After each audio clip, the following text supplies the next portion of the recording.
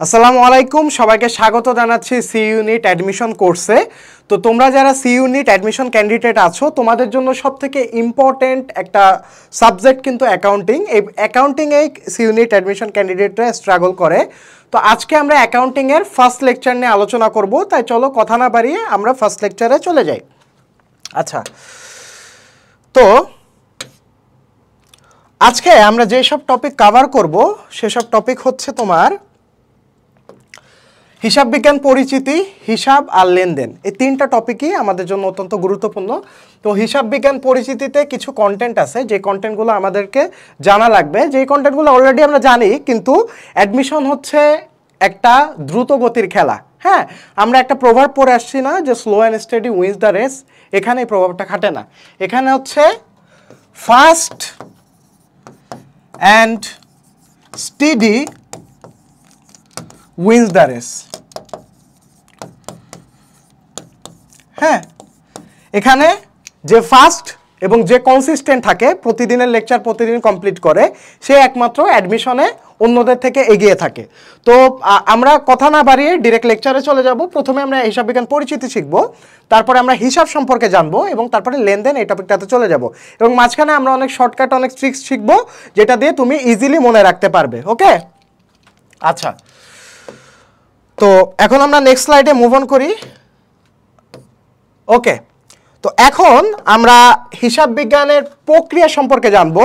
তো হিসাব বিজ্ঞান প্রক্রিয়ায় অনেকগুলো স্টেপ ইনক্লুডেড। তো স্টেপগুলো এখানে মূলত আমরা বিভিন্ন প্রসেসের মাধ্যমে দেখানোর চেষ্টা করেছি, যে এখানে কিন্তু তোমার যেই ইনফরমেশনগুলো আমরা প্রোভাইড করতেছি, এগুলো কিন্তু তোমার এমসিকিউর জন্য অনেক ইম্পর্টেন্ট, এবং হিসাব বিজ্ঞান প্রক্রিয়া থেকে নর্মালি একটা করে এমসিকিউ থাকেই। তো এই পার্টটুকু তোমরা মনোযোগ দিয়ে দেখবে। এগুলো তোমরা আগেই পড়ে এসেছো, কিন্তু ওইভাবে ইন ডেপথে কিন্তু খেয়াল করোনি। অ্যাডমিশনের সময় তোমার কোয়েশ্চেন আছে কিন্তু বেসিক থেকেই, কিন্তু ইন ডেপথের যেই আলোচনাটা সেটা আমরা স্কিপ করে যাই। ইন্টারে থাকতে কন্টেন্ট ওইভাবে পড়ার সময় থাকে না, কিন্তু এখানে যেহেতু এমসিকিউতে ভালো একটা মার্ক আছে, এমসিকিউতে তোমার 12 মার্ক আছে, এবং তোমার রিটেনেও কিন্তু তোমার 8 মার্ক আছে। হ্যাঁ, টোটাল 20 মার্কস তোমার হিসাব বিজ্ঞানে। তো হিসাব বিজ্ঞান কিন্তু একটা বিগ ফ্যাক্টর প্লে করে অ্যাডমিশন সময়। ওকে, তো এখন আমরা চলে আসি, ফিরে আসি হিসাব বিজ্ঞান প্রক্রিয়ায়। তো হিসাব বিজ্ঞান প্রক্রিয়াটা কি ভাইয়া? হিসাব বিজ্ঞান প্রক্রিয়াটা হচ্ছে একটা আর্থিক ঘটনাসমূহ থাকবে, যে ঘটনাসমূহ আমরা কি করব? শনাক্ত করব। স্টেপগুলো মাথায় রাখবা, কি করব? শনাক্ত করব। ওই যে আমরা শিখেছিলাম যে একটা জিনিস ঘটনা নাকি লেনদেন, একটা ঘটনা এটা কি শুধুমাত্র ঘটনা নাকি লেনদেন, এটা প্রথমে আইডেন্টিফাই করছিলাম না, এটা হচ্ছে শনাক্তকরণ।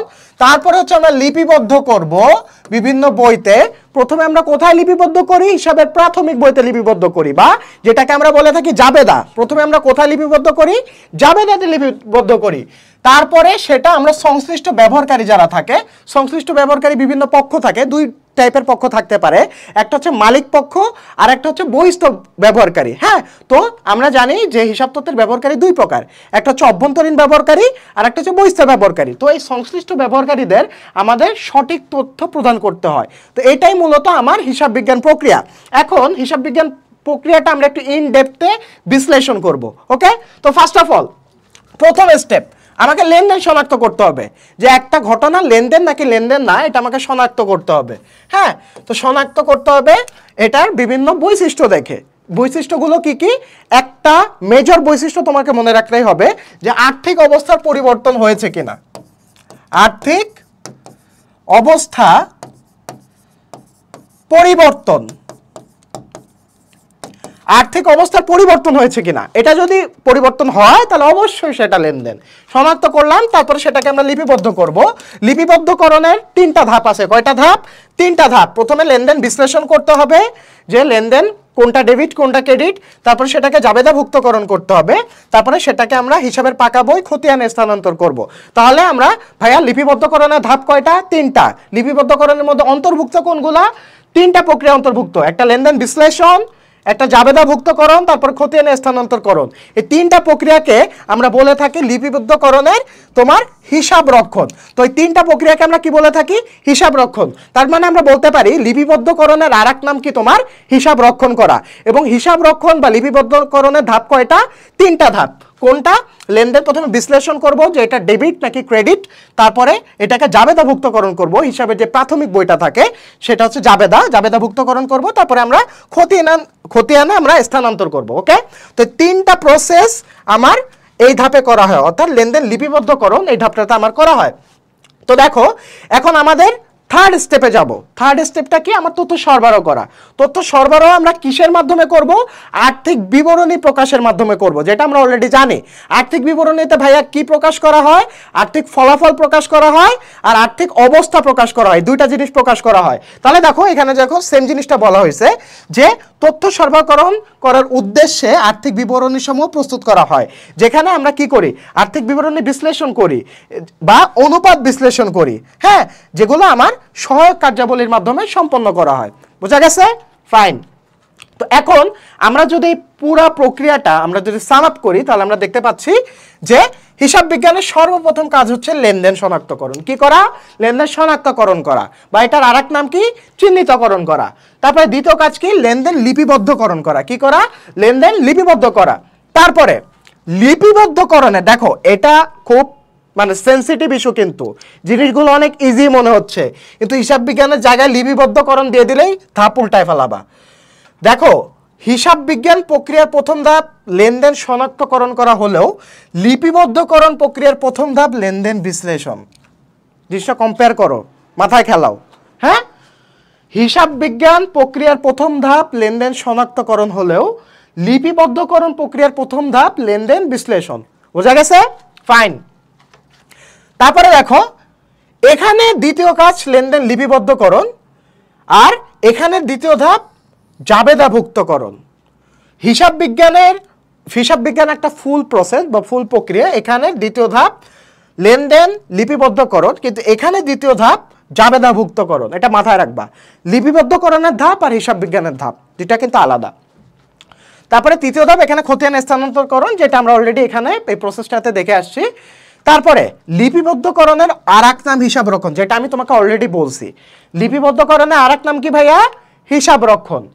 তারপরে হিসাব বিজ্ঞানের সর্বশেষ কাজ হলো সংশ্লিষ্ট ব্যবহারকারীদের তথ্য সরবরাহ করা। তার মানে হিসাব বিজ্ঞানের আলটিমেট উদ্দেশ্য কি বা সর্বশেষ কাজটা কি ভাইয়া? সেটা হচ্ছে তথ্য সরবরাহ করা। কি করা?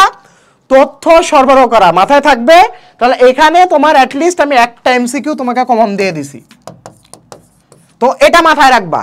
হিসাব রক্ষণ প্রক্রিয়ার ধাপগুলো মুখস্থ রাখবা, লিপিবদ্ধকরণ প্রক্রিয়ার ধাপগুলো মুখস্থ রাখবা, এবং সর্বশেষ তোমার তথ্য ব্যবহারকারীদের নিকট যে তথ্য সরবরাহ করা, এটা সর্বশেষ কাজ। এই সর্বশেষ কাজ কোনটা সেটা মাথায় রাখবা। লিপিবদ্ধকরণের সর্বশেষ কাজ কি? তোমার তথ্য সরবরাহ করা। কি করা? তথ্য সরবরাহ করা। বোঝা গেছে? ফাইন। তো চলো এখন আমরা নেক্সট স্লাইডে মুভ অন করি। এখন আমরা দেখবো হিসাব বিজ্ঞানের শাখা কতগুলো আছে। হ্যাঁ, তো দেখো হিসাব বিজ্ঞানের প্রধান শাখা দুইটা। কয়টা ভাইয়া? হিসাব বিজ্ঞানের প্রধান শাখা কয়টা? দুইটা। একটা হচ্ছে আর্থিক হিসাব বিজ্ঞান। এই আর্থিক হিসাব বিজ্ঞানে কি করা হয়? আর্থিক হিসাব বিজ্ঞানে বাহ্যিক যারা ব্যবহারকারী আছে, যে অর্থাৎ হিসাব তথ্যের অভ্যন্তরীণ ব্যবহারকারী, বাহ্যিক ব্যবহারকারী কারা আমরা কিন্তু জানি। অভ্যন্তরীণ ব্যবহারকারী হচ্ছে মালিক ব্যবস্থাপক, বাহ্যিক ব্যবহারকারী হচ্ছে কর্মচারী ও কর্মকর্তাগণ, তারপর হচ্ছে সরকার, হ্যাঁ, তারপরে ঋণদাতা, এরা হচ্ছে বহিস্থ ব্যবহারকারী বা বাহ্যিক ব্যবহারকারী। তো আর্থিক হিসাব বিজ্ঞান মূলত বাহ্যিক ব্যবহারকারীদের উদ্দেশ্যে তৈরি করা হয়। হ্যাঁ, আর এটা গ্যাপ কর্তৃক অনুসৃত। হ্যাঁ, গ্যাপ হচ্ছে একটা হিসাব বিজ্ঞানের সর্বজন স্বীকৃত নীতিমালা। এটার নাম কি? এটা কি তোমার হিসাব বিজ্ঞানের সর্বজন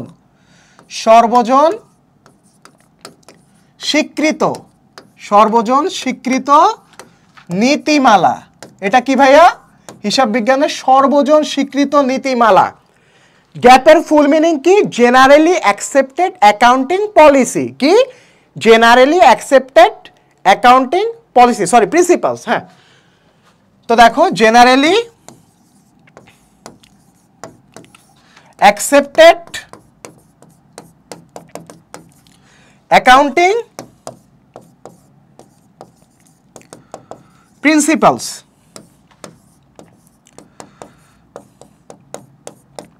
এই প্রিন্সিপালস মানে কিন্তু নীতিমালা, আর প্রিন্সিপাল ওটা মানে অধ্যক্ষ, PAL। হ্যাঁ, এই বানানগুলো একটু সাবধানে। Generally accepted accounting principles.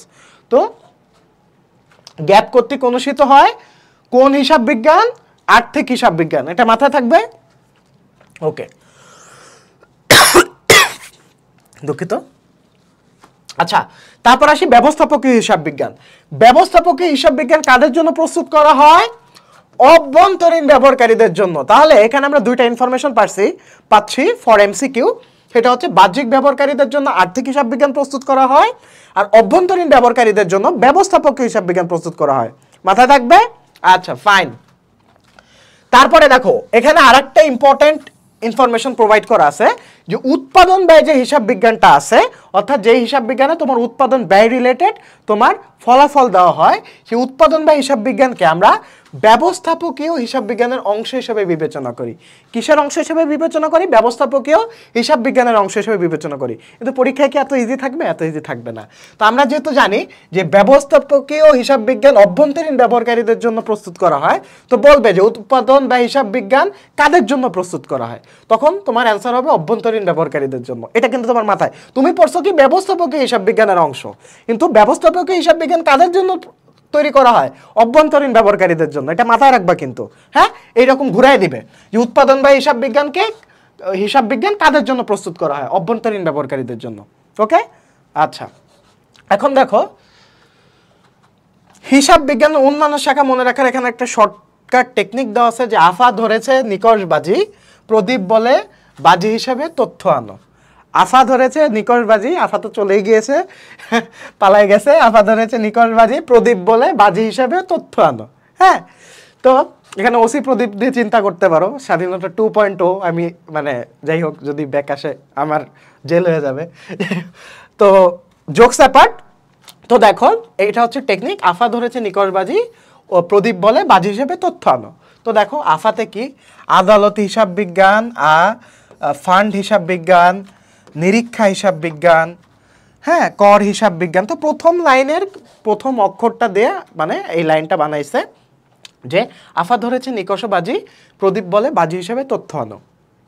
তো আদালত হিসাব বিজ্ঞান, ফান্ড হিসাব বিজ্ঞান, তারপরে নিরীক্ষা হিসাব বিজ্ঞান, কর হিসাব বিজ্ঞান, সহকারী হিসাব বিজ্ঞান, বাজেট হিসাব বিজ্ঞান, জিম্মাদারি হিসাব বিজ্ঞান, প্রজেক্ট হিসাব বিজ্ঞান, তথ্য ব্যবস্থাপনা, আন্তর্জাতিক হিসাব বিজ্ঞান।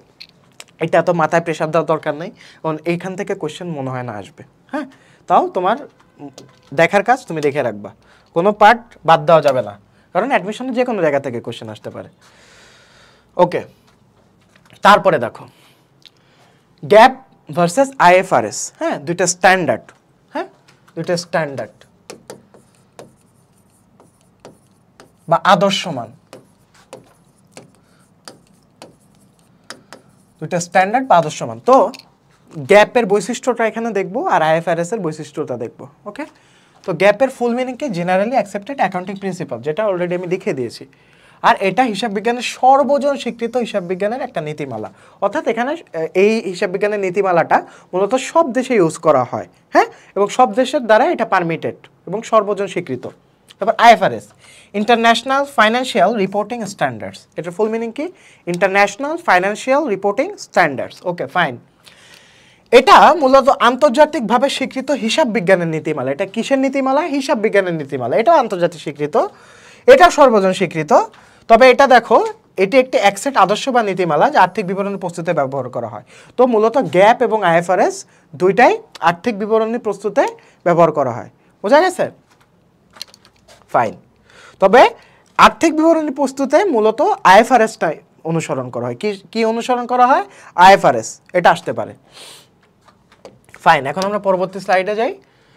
আচ্ছা, এখন আমরা অধ্যায় 1 অর্থাৎ হিসাব বিজ্ঞানের ভূমিকা থেকে যে ইম্পর্টেন্ট টপিকগুলো আছে, ইম্পর্টেন্ট টপিকগুলো নিয়ে আমরা আলোচনা করব। আমরা মূলত একটা জিনিস বিলিভ করি, দেখবা নর্মালি যে কোচিং সেন্টারগুলো আছে তোমার অ্যাডমিশনের বা নর্মালি যে অনলাইন কোর্সেসগুলো লঞ্চ করা হয়, সেই কোর্সে এমন কিছু পড়ায় যেই পড়ানোটা আমি মনে করি ইরিলেভেন্ট, এমন কিছু দিয়েই শুরু করে যেই টপিকটা মনে করো তুমি ইতিমধ্যে পড়ো নাই, হ্যাঁ, পড়নি, বা তোমার ভয় ধরবে যে আল্লাহ এগুলো তো আমি জানি না, তাহলে তো আমার মনে হয় এই কোচিংটাই করতে হবে। তো এটা মূলত প্রত্যেকটা কোচিং সেন্টারে এই কাজটা করে, বা প্রত্যেকটা প্ল্যাটফর্মে মোটামুটি কম বেশি এই কাজটা করে, যে জিনিসটা দরকার নেই, কোনো যে ওই জিনিসটা জীবনেও আসে না অ্যাডমিশনে, তা ওই জিনিসটা স্টুডেন্টরে ঠেসে ধরে মুখস্থ করায়, যেন সে ভয় পায়, এই জিনিসটার পড়ে তার মধ্যে ইনসিকিউরিটি তৈরি হয়, সে যেন এই কোচিং সেন্টারে ভর্তি হয়। এটা একটা জেনারেল পলিসি। কিন্তু আমরা যে দেখবা যেগুলো পড়াচ্ছি এগুলো তুমি এইচএসসিতেও পড়ছো, কিন্তু আমরা একটু ক্রিটিক্যালি পড়াবো, যেভাবে তুমি এর আগে চিন্তা করোনি এইভাবে আমরা পড়াবো। বোঝা গেছে? তারপরে আসি হিসাব বিজ্ঞানের ভূমিকা। তো হিসাব বিজ্ঞানের শ্রেণী বিভাগটা আমরা আগে দেখব। তো এইগুলো আমরা নর্মালি জানি, তো আমরা আরেকবার রিভাইজ দিই যে আধুনিক হিসাব বিজ্ঞানে হিসাব তো টোটাল তোমার 5 প্রকার। আধুনিক হিসাব বিজ্ঞানে হিসাব টোটাল 5 প্রকার। আর সনাতনী হিসাব বিজ্ঞানে সনাতন পদ্ধতিতে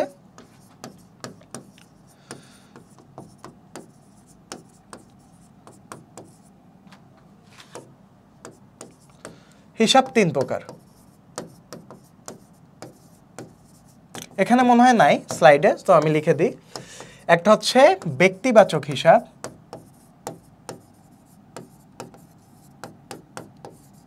আর একটা হচ্ছে সম্পত্তিবাচক হিসাব। সম্পত্তিবাচক হিসাব আর একটা হচ্ছে নামিক হিসাব।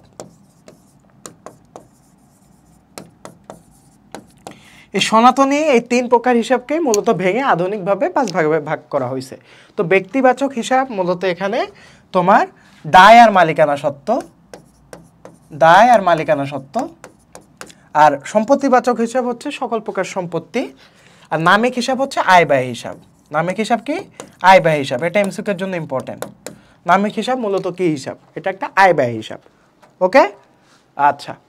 তো দেখো হিসাব টোটাল 5 প্রকার। কি? সম্পত্তি, তারপর হচ্ছে ব্যয়, দায়, মালিকানা সত্ত্ব, আয়। আমি কিভাবে কেন এরকম বললাম? আমি তো সিরিয়ালিও বলতে পারতাম। কারণ সম্পত্তি আর ব্যয় বৃদ্ধি পেলে ডেবিট, হ্রাস পেলে ক্রেডিট হয়, তেমনিভাবে দায়, মালিকানা সত্ত্ব আর আয় এই 3টা বৃদ্ধি পেলে ক্রেডিট হয় আর হ্রাস পেলে ডেবিট হয়। এটা মাথায় রাখবা, এটা পরবর্তীতে তোমার কাজে লাগবে। ওকে, বেসিক জিনিস যদিও এটা জানো, তো একবার রিমাইন্ডার দিয়ে দিলাম। আচ্ছা, ওকে, আমরা পরবর্তী স্লাইডে যাই। তো এখন দেখো হিসাবে জের মনে রাখার শর্টকাট। তো দেখো এটা তোমার শর্টকাট লাগবে না, সব ও, হ্যাঁ, অর্থাৎ সম্পদ, ব্যয় আর উত্তোলন। ব্যয়ের অপর নাম খরচ এবং উত্তোলনের উত্তোলন বা লভ্যাংশ থাকলে তোমার বৃদ্ধি পেলে ডেবিট হবে আর হ্রাস পেলে ক্রেডিট হবে। হ্যাঁ, এখানে একসাথে সব দিয়ে দেওয়া হয়েছে। সব ও, সতে সম্পদ, বতে ব্যয় বা খরচ, আর উতে উত্তোলন বা লভ্যাংশ। হ্যাঁ, তো লভ্যাংশ তো মানুষ উত্তোলনই করে, তাই লভ্যাংশের আর এক নাম হচ্ছে উত্তোলন। তো এটা বৃদ্ধি পেলে তোমার ডেবিট হবে এবং হ্রাস পেলে ক্রেডিট হবে। বৃদ্ধি পেলে কি হবে? ডেবিট হবে এবং হ্রাস পেলে ক্রেডিট হবে। তেমনিভাবে আদম, আতে আয়, দতে দায় এবং মতে মূলধন। তো আয়ের অপর নাম মুনাফা বা প্রফিট, দায়ের অপর নাম ঋণ বা লায়াবিলিটিস, মূলধনের অপর নাম মালিকানা সত্ত্ব। তো এটা ভুল কথা, মালিকানা সত্ত্ব একটা এক্সটেন্ডেড টার্ম। তো মালিকানা সত্ত্ব মূলত তোমার 4টা উপাদান দ্বারা গঠিত। কয়টা উপাদান ভাইয়া? 4টা উপাদান। কি কি? মূলধন, মূলধন, আয়, ব্যয় আর উত্তোলন। কয়টা ভাইয়া? কয়টা উপাদান? 4টা। কি কি? মূলধন, আয়, ব্যয় আর উত্তোলন। মূলধন আর আয় মালিকানা সত্ত্বকে বাড়ায় দেয়, ব্যয় আর উত্তোলন মালিকানা সত্ত্বকে কমায় দেয়। হ্যাঁ, এটা মাথায় রাখবা। ওকে, ফাইন। সম্পত্তি হিসাব, মূলত সম্পত্তি হিসাবগুলো কি? সম্পত্তি 2 ধরনের হতে পারে, দৃশ্যমান, অদৃশ্যমান। তো দেখো সম্পত্তি কি? একটা প্রতিষ্ঠানের অধিকারভুক্ত এমন একটা বিষয় যা প্রতিষ্ঠান থেকে ভবিষ্যতে সুবিধা পাবে, যা থেকে প্রতিষ্ঠান ভবিষ্যতে সুবিধা পাবে। যেমন প্রতিষ্ঠানে নগদ অর্থ, প্রতিষ্ঠানে ব্যাংকে জমা যত টাকা আছে, মজুত পণ্য আমার যা যা আছে, বিক্রয়যোগ্য সিকিউরিটিজ আমার যা আছে অর্থাৎ শেয়ার, হ্যাঁ, শেয়ার, ডিবেঞ্চার এগুলা। তারপরে দেনাদার বা প্রাপ্য হিসাব যা আছে, যন্ত্রপাতি যা আছে, অফিস সরঞ্জাম, আসবাবপত্র, এগুলো সব আমরা জানি যে তোমার সম্পত্তি হিসাব। তো এগুলো হচ্ছে তোমার দৃশ্যমান সম্পদ। এখন অদৃশ্যমান সম্পদ কোনগুলো? দেখো, সুনাম, পেটেন্ট, ট্রেডমার্ক, কপিরাইট, এগুলো হচ্ছে সব তোমার অদৃশ্যমান সম্পদ। এগুলো তোমার স্পর্শ করা যায় না, কিন্তু এটা কিন্তু হ্রাস বৃদ্ধি আছে। সুনামের বৃদ্ধি পেতে পারে, সুনাম হ্রাসও পেতে পারে। এবং সাকিব আল হাসান আগে হচ্ছে তোমার জনপ্রিয়তার পিকে ছিল, এই জন্য তোমার সব ব্যবসা প্রতিষ্ঠান সাকিব আল হাসানকে তোমার বিজ্ঞাপনে প্রচারের জন্য নিত, অ্যাম্বাসেডর হিসেবে নিত। কিন্তু এখন সাকিব আল হাসান কিন্তু মোটামুটি নেগেটিভিটির মধ্যে পড়তেছে, কম বেশি নেগেটিভিটির মধ্যে পড়তেছে। Still he has fans, but he is facing ultimately negativity. তো নেগেটিভিটির মধ্যে পড়তেছে, এই জন্য কিন্তু দেখবা এখন আর ওইরকমভাবে বিভিন্ন ব্যবসা প্রতিষ্ঠান তাকে কিন্তু অ্যাপ্রোচ করতেছে না। হ্যাঁ, এখন তাদেরকে কিন্তু ওইভাবে অ্যাপ্রোচ করতেছে না। এখন যারা ন্যাশনাল হিরো তাদেরকে অ্যাপ্রোচ করতেছে, যারা স্বাধীনতাতে অবদান রাখছে, রাইট? এটাই স্বাভাবিক। যারা হচ্ছে ন্যাশনাল হিরো তাদেরকেই তোমার অ্যাপ্রোচ করবে ফর বিজনেস প্রমোশন। কোনো নেগেটিভ যার মনে করো কন্ট্রোভার্সি আছে তাকে তো তোমার তাকে দিয়ে বিজনেস প্রমোট করাবে না, এটাই খুবই স্বাভাবিক, তাই না? তো এটা হচ্ছে সুনাম, সুনাম বাড়ে কমে, তো এটা একটা অস্পর্শনীয় সম্পদ। হ্যাঁ, এদের জন্য প্রস্তুতকৃত হিসাবকে সম্পত্তি হিসাব বলে। তো সম্পত্তি হিসাব আমরা শিখলাম, এটা মানে তেমন কোনো ইম্পর্টেন্ট না, জাস্ট মাথায় রাখো। হ্যাঁ, আচ্ছা, তারপর আসি দায় হিসাব। দায়ের মধ্যে কি কি আছে? তো এটাও জেনারেল তোমার বেসিক জিনিস, কিন্তু এগুলো তোমার বেসিক জিনিসও অনেক সময় আমরা ভুল করি। তো প্রতিষ্ঠানের সম্পত্তির উপর মালিক ব্যতীত যে তৃতীয় পক্ষের যেই দাবিটা, সেটা হচ্ছে দায়। হ্যাঁ, পাওনাদার বা বহিস্থ পক্ষের দাবিকে আমরা দায় বলি, এবং এদের জন্য প্রস্তুতকৃত হিসাবকে দায় হিসাব বলে আমরা অভিহিত করি। দায় হিসাবের মধ্যে আছে পাওনাদার বা প্রদেয় হিসাব, প্রদেয় বিল, প্রদেয়, অর্থাৎ প্রদেয় কথাটা উল্লেখ থাকবে। দেখো প্রত্যেকটার আগে প্রদেয় কথা উল্লেখ আছে, প্রদেয় সুদ, প্রদেয় লভ্যাংশ, অনুপার্জিত আয়। হ্যাঁ, অনুপার্জিত আয়, অনুপার্জিত আয়ের আর এক নাম কিন্তু অগ্রিম আয়, এটা মাথায় রাখবা। অগ্রিম আয় অর্থাৎ আয়ের অগ্রিম দায় ক্রেডিট দিকে যায়। হ্যাঁ, এবং আয়ের বকেয়া সম্পদ। তো অগ্রিম আয় বা অনুপার্জিত আয় এটা কিন্তু একটা দায়। এটা কি? দায়। এই জন্য এটা দায়ের সাইডে গেছে। অনুপার্জিত আয় একটা কি হিসাব? একটা দায় হিসাব। এটা এমসিকিউ এর জন্য আসতে পারে, ইম্পর্টেন্ট। ওকে, আর বন্ধকি ঋণ, তারপরে প্রদেয় বন্ড, ব্যাংক জমাতিরিক্ত, এগুলো আমরা সবাই জানি যেগুলো তোমার দায়, কিন্তু আটকাতে পারে অনুপার্জিত আয় হিসাবে। তারপর আসে মালিকানা সত্ত্বে। তো মালিকানা সত্ত্বের মধ্যে আমরা জানি মূলধন ইনক্লুডেড। তো দেখো মালিকের মূলধন, অংশীদারের মূলধন, শেয়ার হোল্ডারদের মূলধন, মানে সবার মূলধন হচ্ছে মালিকানা সত্ত্বের মধ্যে ইনক্লুডেড। দেখো সব মূলধন। হ্যাঁ, তো আর কি কি মালিকানা সত্ত্বের মধ্যে ইনক্লুডেড, যেটা আমরা নর্মালি টার্মগুলো ইউজ করি না, যেমন জমাকৃত মুনাফা, এটা আমরা নর্মালি টার্মগুলো ইউজ করি না বা অত বেশি প্র্যাকটিস করি না। জমাকৃত মুনাফা কিন্তু মালিকানা সত্ত্ব হিসাব, অবন্টিত মুনাফা কিন্তু মালিকানা সত্ত্ব হিসাব। সংরক্ষিত আয় আমরা জানি, পুঞ্জীবিত মুনাফা এটাও জানি, সাধারণ সঞ্চিতি এটাও জানি, মূলধন সঞ্চিতি জানি, শেয়ার প্রিমিয়াম এটাও কিন্তু তেমন ব্যবহার করা হয় না। এটা মালিকানা সত্ত্বের উপাদান, এটা মালিকানা সত্ত্বকে কমায় দেয়। হ্যাঁ, এটা এক ধরনের উত্তোলন, শেয়ার অধিহার, অন্যান্য সঞ্চিতি তহবিল, এগুলা সব মালিকানা সত্ত্বের উপাদান। জমাকৃত মুনাফা আর অবন্টিত মুনাফা, এই দুইটা টার্ম মনে রাখবে, এটা মালিকানা সত্ত্ব হিসাব। আচ্ছা, তো এখানে দেখো দুইটা ফাইন্ডিংস আছে, যে এক মালিকানা ব্যবসার মালিকানা সত্ত্বকে বলা হয় মালিকের সত্ত্ব। এক মালিকানা ব্যবসায় মালিকানা সত্ত্বকে কি বলা হয়? মালিকের সত্ত্ব। কার সত্ত্ব? মালিকের সত্ত্ব। আর অংশীদারি ব্যবসায় অংশীদারের সত্ত্ব। আর যৌথ মূলধনী কোম্পানির যে মালিকদের, তাদেরকে বলা হয় শেয়ার হোল্ডারের সত্ত্ব। যৌথ মূলধনী কোম্পানির ক্ষেত্রে শেয়ার হোল্ডারদের সত্ত্ব। আর বাকিটা এক মালিকানা হলে মালিকের সত্ত্ব, আর অংশীদার হলে অংশীদারের সত্ত্ব। বোঝা গেছে? ফাইন। তো দেখো এখানে এই ফাইন্ডিংসটা আমরা একটু মনোযোগ দিয়ে দেখব, যে শেয়ার হোল্ডারদের সত্ত্ব সংক্রান্ত হিসাব সমূহকে দুইটা শ্রেণীতে ভাগ করা হয়। কয়টা শ্রেণীতে ভাইয়া? দুইটা শ্রেণীতে। ওকে, একটা কি তোমার শেয়ার মূলধন, অর্থাৎ সাধারণ শেয়ার মূলধন, অগ্রাধিকার শেয়ার মূলধন, নর্মাল যে শেয়ার মূলধন থাকে। হ্যাঁ, আর দুই অতিরিক্ত পরিশোধিত মূলধন। এখন অতিরিক্ত পরিশোধিত মূলধনটা কি? পূর্ব নির্দিষ্ট একটা মূল্য থাকে, যে মূল্যের অতিরিক্ত পরিশোধিত মূলধন এবং ট্রেজারি স্টক হতে পরিশোধিত মূলধন। অর্থাৎ নর্মাল যে মূলধনটা থাকে সেটার বাইরেও আমার যখন অতিরিক্ত মূলধনের প্রয়োজন হয়, তখন আমার একটা পরিশোধিত মূলধনের আলাদা একটা স্টক থাকে, যেটার নাম হচ্ছে ট্রেজারি স্টক। হ্যাঁ, তখন ট্রেজারি স্টক থেকে আমি মূলধন নিয়ে আমার অর্থ পরিশোধ করি, তাই এটাকে বলা হয় পরিশোধিত মূলধন। বোঝা গেছে? অর্থ যখন শর্ট পড়বে তখন আমার পরিশোধিত মূলধনের প্রয়োজন হয়। তাহলে আমার হিসাব সমূহকে দুইটা শ্রেণীকে ভাগ করা হয়। শেয়ার হোল্ডারদের সত্ত্ব হিসাব, হ্যাঁ, এটাকে দুইটা শ্রেণীকে ভাগ করা হয়। একটা হচ্ছে নর্মাল মূলধন, হ্যাঁ, যেটাকে আমরা মূলত শেয়ার মূলধন বলে থাকি, আর সেকেন্ডটা হচ্ছে পরিশোধিত মূলধন। ওকে, যখন শর্ট পড়ে।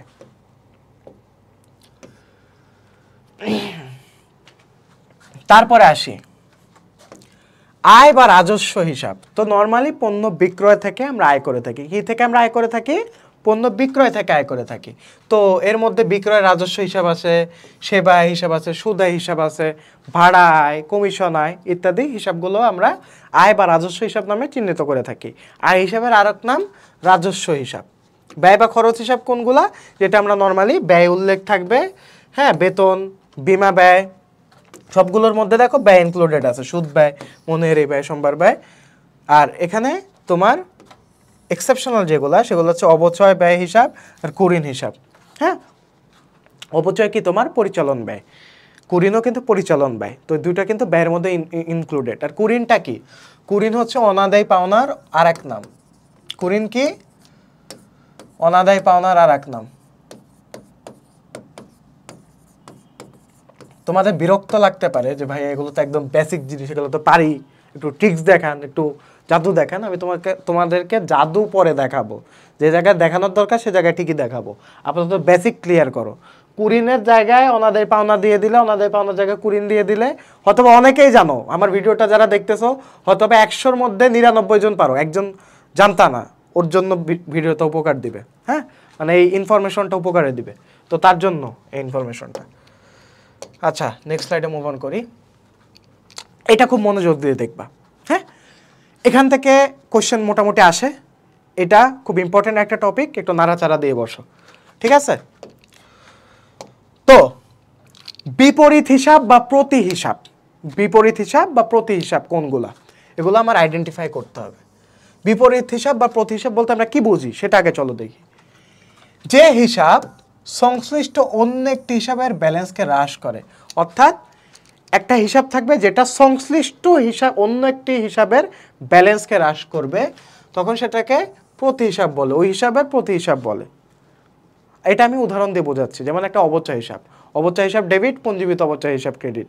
অর্থাৎ একটা অবচয় হিসাব কমতেছে আর একটা বাড়তেছে, হ্যাঁ, তো অন্য একটি হিসাবের ব্যালেন্সকে হ্রাস করতেছে, অর্থাৎ পঞ্জীবিত অবচয় ক্রেডিট হচ্ছে, তার বিপরীতে অবচয় হিসাব ডেবিট হচ্ছে।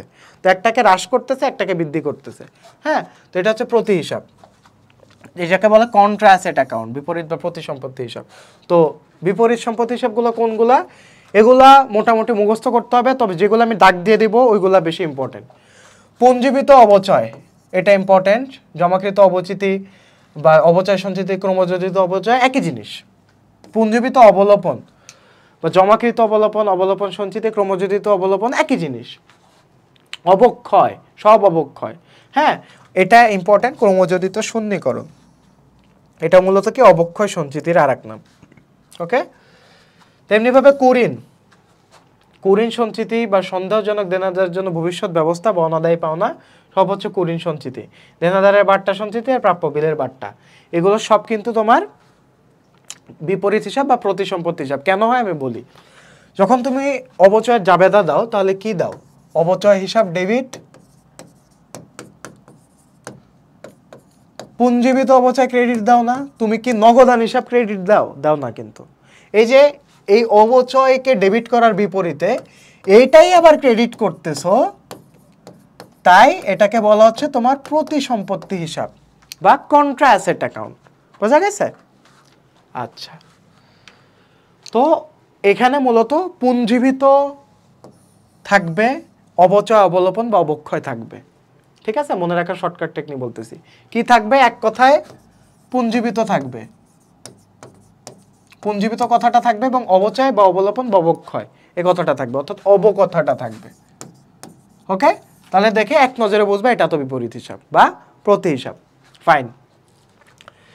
তারপরে দেনাদারের বাট্টা সঞ্চিতি বা প্রাপ্য বিলের বাট্টা, এই দুইটা এক্সেপশন, এই দুইটা মুখস্থ রাখতে হবে, কিচ্ছু করার নাই। ওকে, সেম ভাবে সঞ্চিতি বিপরীত বা প্রতিদায় হিসাব। হ্যাঁ, সঞ্চিতি বিপরীত হিসাব আমরা অত না শুনলেও প্রতিদায় হিসাবটা আমরা কিন্তু শিখছি। এটা যেমন সম্পদের বিপরীতে তোমার একটা হিসাবের বিপরীতে আর একটা হিসাব কমায় দিচ্ছে, এটা তেমনি একটা দায়ের বিপরীতে আর একটা দায় কমায় দিচ্ছে বা বাড়ায় দিচ্ছে। কারণ ঋণপত্র বা বন্ডের অবহার বা বাট্টা, ঋণের থেকে আমরা বাদ দিই। হ্যাঁ, পাওনাদারের বাট্টা সঞ্চিতি, প্রদেয় বিলের বাট্টা সঞ্চিতি। এটা কীভাবে মনে রাখবো? যে ঋণপত্র দায়, পাওনাদার দায়, প্রদেয় বিল দায়, তো দায়ের বাট্টা যখন থাকবে, এই বাট্টা কথাটা থাকবে, তাহলে বুঝবো এটা প্রতিদায় হিসাব। বোঝা গেছে? এটা প্রতিদায় হিসাব। ওকে, ঠিক আছে। তো এটা আশা করি আমরা বুঝেছি। এখন বিপরীত সম্পত্তি শিখলাম, বিপরীত দায় শিখলাম, প্রতিদায় শিখলাম। এখন বিপরীত মালিকানা সত্ত্ব হিসাব শিখি। মালিকানা সত্ত্ব কি? উত্তোলন আর লভ্যাংশ। তো উত্তোলন কি করে? উত্তোলন কি করে? উত্তোলন তোমার আমরা জাবেদা কি দিই? উত্তোলন হিসাব ডেবিট দিই, মালিকানা সত্ত্ব হিসাব ক্রেডিট, মূলধন হিসাব ক্রেডিট দিই না, উত্তোলন মূলধন কমায় দেয় না, তাই এটা মালিকানা সত্ত্ব কমাচ্ছে না, তাই এটা বিপরীত বা প্রতি মালিকানা সত্ত্ব হিসাব, যেটা মালিকানা সত্ত্বকে কমায় দিচ্ছে বা লেসেন করে দিচ্ছে, এটা হচ্ছে contra equity account. Contra equity account কি? উত্তোলন আর লভ্যাংশ বা ট্রেজারি স্টক, এসবই তোমার মালিকানা সত্ত্বকে কমায় দেয়। বোঝা গেছে? ওকে। বিপরীত বা প্রতি আয় হিসাব। বিপরীত বা প্রতি আয় হিসাব কি? যেটা আয়কে কমায় দেয়। আমরা আর্থিক বিবরণ যখন করেছি তখন বিক্রয় থেকে বিক্রয় বাট্টা বাদ দিছি না? দিছি তো। তো বিক্রয় থেকে বিক্রয় বাট্টা বাদ দিছি, বিক্রয় থেকে বিক্রয় ফেরত বাদ দিছি, বা রেয়াত মানে ছাড়। রেয়াত মানে কি? ছাড়, ছাড় দেওয়া, বিক্রয়ের উপর ছাড় দেওয়া, এটাকে বলে রেয়াত। ওকে, তো এটা হচ্ছে বিপরীত বা প্রতি আয় হিসাব। তেমনিভাবে বিপরীত ব্যয় হিসাব হচ্ছে ক্রয় বাট্টা, ক্রয় ফেরত বা ক্রয় রেয়াত। হ্যাঁ, ক্রয় বাট্টা আমরা বাদ দিই ক্রয় থেকে, মনে আছে নিট ক্রয় নির্ণয়ের সময়। তারপরে ক্রয় ফেরত বাদ দিই, ছাড়গুলো বাদ দিই। হ্যাঁ, তো এগুলো হচ্ছে প্রতি ব্যয় হিসাব। তো প্রতি আয় ব্যয় এত না আসলেও প্রতি হিসাব কিন্তু আসে।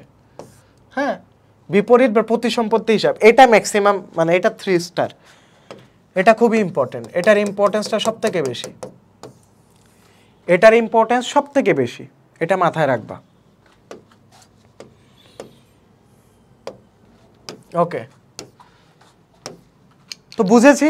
এখন আমরা নতুন আর একটা টপিকে যাব, সেটা হচ্ছে হিসাব তথ্যের ব্যবহারকারী, যেটা আমি অলরেডি বলেছি। হিসাব তথ্যের ব্যবহারকারী মূলত 2 প্রকার, অভ্যন্তরীণ ব্যবহারকারী আর বাহ্যিক ব্যবহারকারী। এখন অভ্যন্তরীণ ব্যবহারকারী এবং বাহ্যিক ব্যবহারকারীর মধ্যে অনেকে আমরা কনফিউশন লাগাই ফেলি। হ্যাঁ, তো চলো দেখি। আর্থিক তথ্য সরবরাহ করব বলে হিসাব বিজ্ঞানকে আমরা ব্যবসায়ের ভাষা বলি। কি বলি? ব্যবসায়ের ভাষা বলি। হিসাব বিজ্ঞানকে আমরা কি বলি? ব্যবসায়ের ভাষা বলি। তো অভ্যন্তরীণ ব্যবহারকারী হলে 3টা বিষয় জানতে হবে। 3টা বিষয় কি কি? প্রতিষ্ঠানের অভ্যন্তরে থাকতে হবে, সিদ্ধান্ত গ্রহণের ক্ষমতা থাকতে হবে, অর্থাৎ কর্মচারী বা কর্মকর্তাদের কিন্তু সিদ্ধান্ত গ্রহণের ক্ষমতা থাকে না। সিদ্ধান্ত গ্রহণের ক্ষমতা মূলত টপ হায়ারার্কিতে যারা থাকে তাদের থাকে, এবং বেতনভুক্ত হতে হবে। হ্যাঁ, তো 3টা ক্রাইটেরিয়া যদি মেনটেন করে থাকে তাহলে তারা হচ্ছে অভ্যন্তরীণ ব্যবহারকারী বলে গণ্য হবে। ও দেখো টেকনিক কি? টেকনিক এখানে একটা সুন্দর টেকনিক দেওয়া আছে যে মাসুম একাই প্রধান ভান্ডারের অংশ বিক্রি করতে চায়, যেটা সবাই চায়, একাই সব কিছু ভোগ করতে। হ্যাঁ, ম্যাটেরিয়ালিস্টিক ওয়ার্ল্ড। তো দেখো, মানব সম্পদ ব্যবস্থাপক বা মহাব্যবস্থাপক, সুপারভাইজারগণ বা পরিদর্শকগণ এক মালিকানা ব্যবসার মালিক। হ্যাঁ, এই যে একাই, কর্মকর্তাগণ একাই। হ্যাঁ, প্রধান, এই যে প্রধান, ভান্ডারের অংশ হচ্ছে অংশীদার, বিক্রি হচ্ছে বিক্রয় ব্যবস্থাপক করতে চায়। হ্যাঁ, করতে চায় অর্থাৎ হচ্ছে পরিচালক আর কি। তো দেখো এখানে তোমার যেখানে তুমি আটকাবা সেটা হচ্ছে কর্মকর্তাগণ। কর্মকর্তাগণ কিন্তু অভ্যন্তরীণ ব্যবহারকারী, কিন্তু কর্মচারীগণ বহিস্থ ব্যবহারকারী। হ্যাঁ, তেমনিভাবে তোমার অন্তঃনিরীক্ষক কিন্তু অভ্যন্তরীণ ব্যবহারকারী, কিন্তু বহির্নিরীক্ষক কিন্তু বাহ্যিক ব্যবহারকারী। হ্যাঁ, তো ব্যবস্থাপনা পরিচালক অভ্যন্তরীণ ব্যবহারকারী। তো এই জিনিসগুলো মাথায় রাখবা, যেখানে তুমি ঝামেলা লাগাতে পারো ওখানে আমি স্টার্ট দিয়ে দিচ্ছি, এটা মাথায় রাখবা। চলো আমরা নেক্সট স্লাইডে মুভ অন করি। তো দেখো এখানে আরো তোমার অভ্যন্তরীণ ব্যবহারকারী আছে, বিনিয়োগকারী, নিয়ন্ত্রণ কর্তৃপক্ষ, সম্ভাব্য অংশীদার, কর কর্তৃপক্ষ, নিরীক্ষকগণ। হ্যাঁ, তারপর হচ্ছে কর্মচারীগণ। আচ্ছা, এটা হচ্ছে বহিস্থ ব্যবহারকারী, সরি মাই মিস্টেক। এটা হচ্ছে কারা? বহিস্থ ব্যবহারকারী। হ্যাঁ, তো বিনিয়োগকারী যারা কোম্পানিতে বিনিয়োগ করবে বা শেয়ার কিনবে, তোরা তো বাইরে থেকে তোমার বিনিয়োগ করে, তোরা কি দেখে বিনিয়োগ করবে? তার ইনকাম স্টেটমেন্ট দেখে।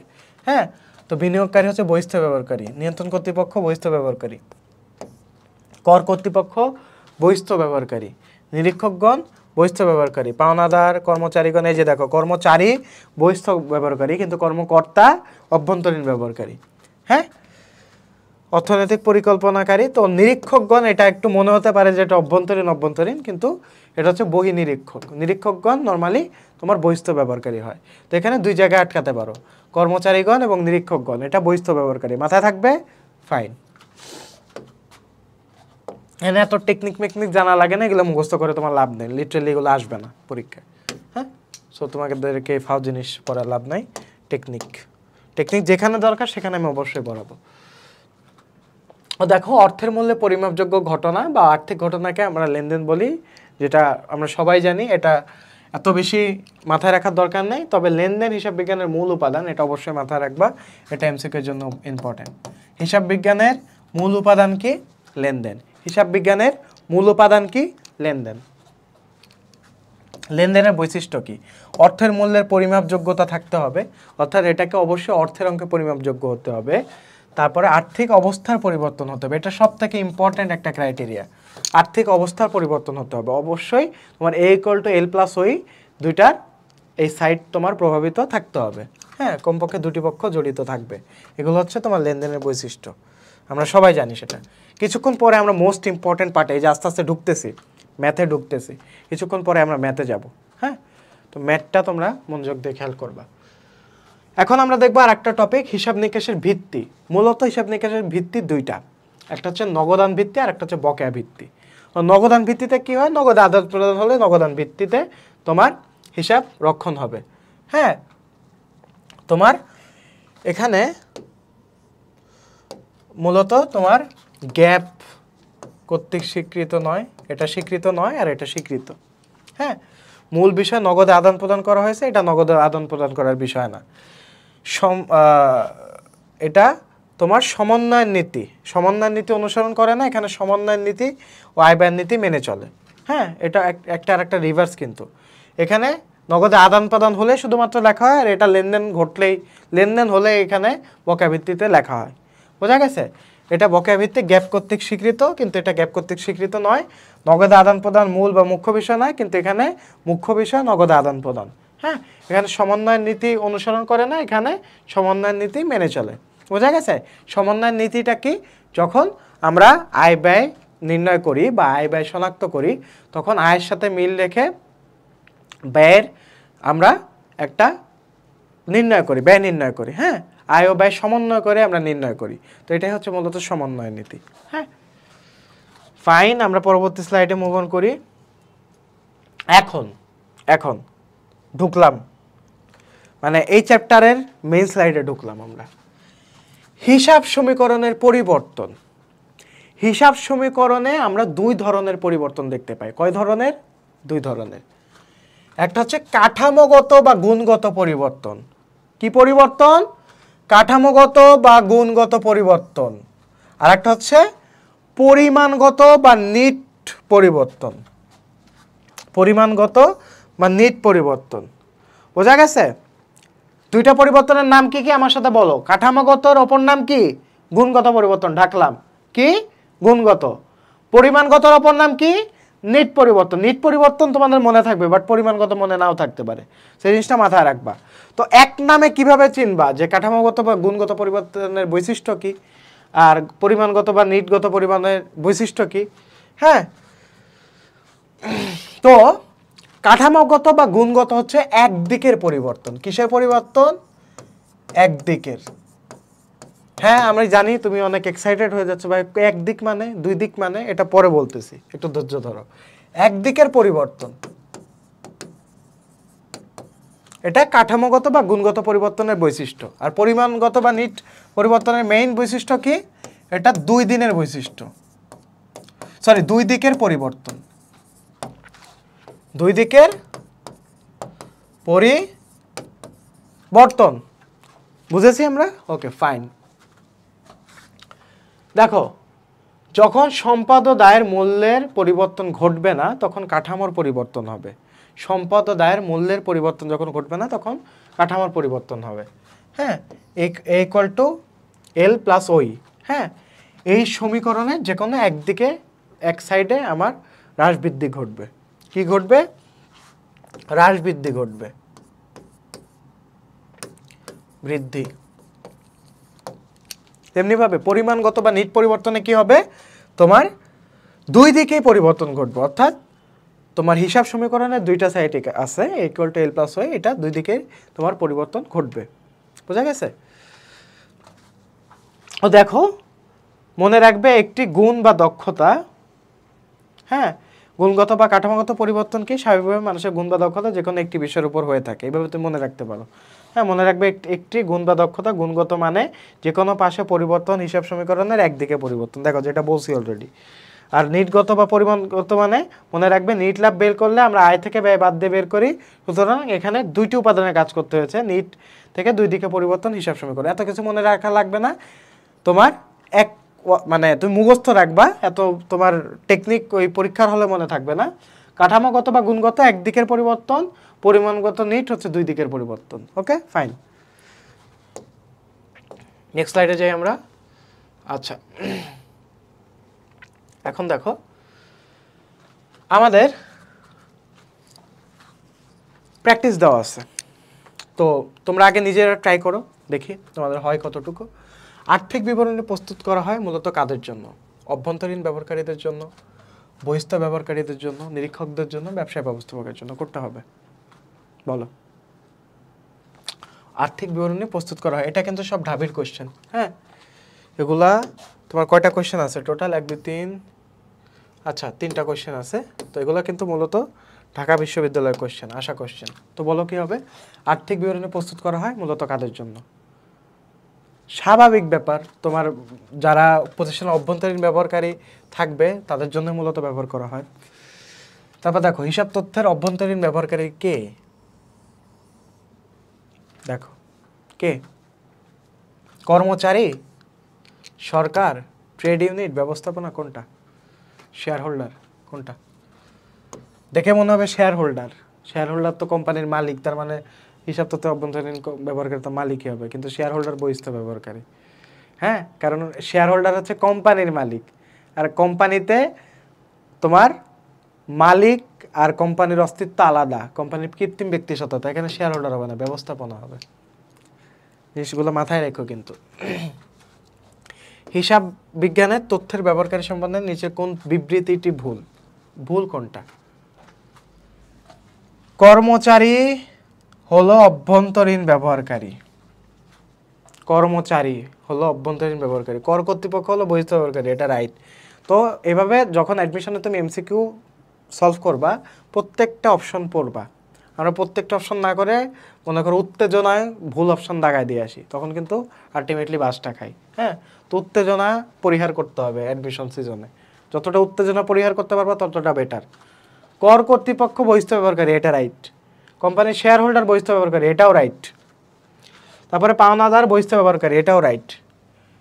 তাহলে ভুল কোনটা? কর্মচারী। কর্মচারী কি অভ্যন্তরীণ ব্যবহারকারী নাকি বহিস্থ ব্যবহারকারী? বহিস্থ ব্যবহারকারী। বারবার করে বলছিলাম টপিকটা পড়ানোর সময় যে কর্মচারী অভ্যন্তরীণ ব্যবহারকারী না, কর্মচারী হচ্ছে বহিস্থ ব্যবহারকারী, আর কর্মকর্তা অভ্যন্তরীণ ব্যবহারকারী। কর্মকর্তা এরা অভ্যন্তরীণ ব্যবহারকারী, মাথায় রাখবে। ফাইন। তো চলো আমরা আর একটা ইম্পর্টেন্ট টপিক দেখব, আরও কিছু টপিক দেখব, যেখানে আমরা হচ্ছে লেনদেন, হিসাব সমীকরণ, লেনদেনের প্রভাব অর্থাৎ ম্যাথ দেখব। হ্যাঁ, তারপর হিসাব চক্র, এগুলো আমরা দেখব। তো চলো ডিরেক্ট আমরা স্লাইডে চলে যাই, এত কথা না পারে। আচ্ছা, তো আসি লেনদেনে। তো লেনদেন মূলত কি? আমরা সবাই জানি যে অর্থের মূল্যে পরিমাপযোগ্য যে কোনো ঘটনাকে আমরা লেনদেন বলি। এক মিনিট। লেনদেন মূলত কি? অর্থের মূল্যে পরিমাপযোগ্য কোনো ঘটনা। অর্থের মূল্যে পরিমাপযোগ্য কোনো ঘটনাকে আমরা লেনদেন বলি। হ্যাঁ, তো এখানে মূলত দেখো লেনদেন মূলত মালিক কর্তৃক প্রতিষ্ঠানের মূলধন সরবরাহ করা হলে প্রতিষ্ঠানের সম্পত্তি এবং মালিকানা সত্ত্ব বৃদ্ধি পায়, তাই এটা লেনদেন। অর্থাৎ দুই সাইডে আর্থিক অবস্থার পরিবর্তন হচ্ছে, তাই সেটাকে লেনদেন বলা হয়। তো মূলত প্রতিষ্ঠানের আর্থিক অবস্থাকে প্রভাবিত করবে যে ঘটনা তাকে আমরা লেনদেন বলবো। লেনদেনের বৈশিষ্ট্য কি কি? অর্থের মাপকাঠিতে পরিমাপযোগ্যতা, স্বয়ংসম্পূর্ণ, স্বতন্ত্র, আর্থিক অবস্থার পরিবর্তন, দুটি পক্ষ জড়িত। হ্যাঁ, এখন আর্থিক অবস্থার পরিবর্তন করতে হবে। আর্থিক অবস্থা পরিবর্তনের জন্য দুইটা সাইড ইম্পর্টেন্ট, পরিমাণগত বা নিট পরিবর্তন, গুণগত বা কাঠামোগত পরিবর্তন। হ্যাঁ, গুণগত বা কাঠামোগত পরিবর্তন হচ্ছে একদিকের পরিবর্তন, আর পরিমাণগত বা নিটগত পরিবর্তন দুই দিকের পরিবর্তন, যেটা অলরেডি আমরা দেখছি।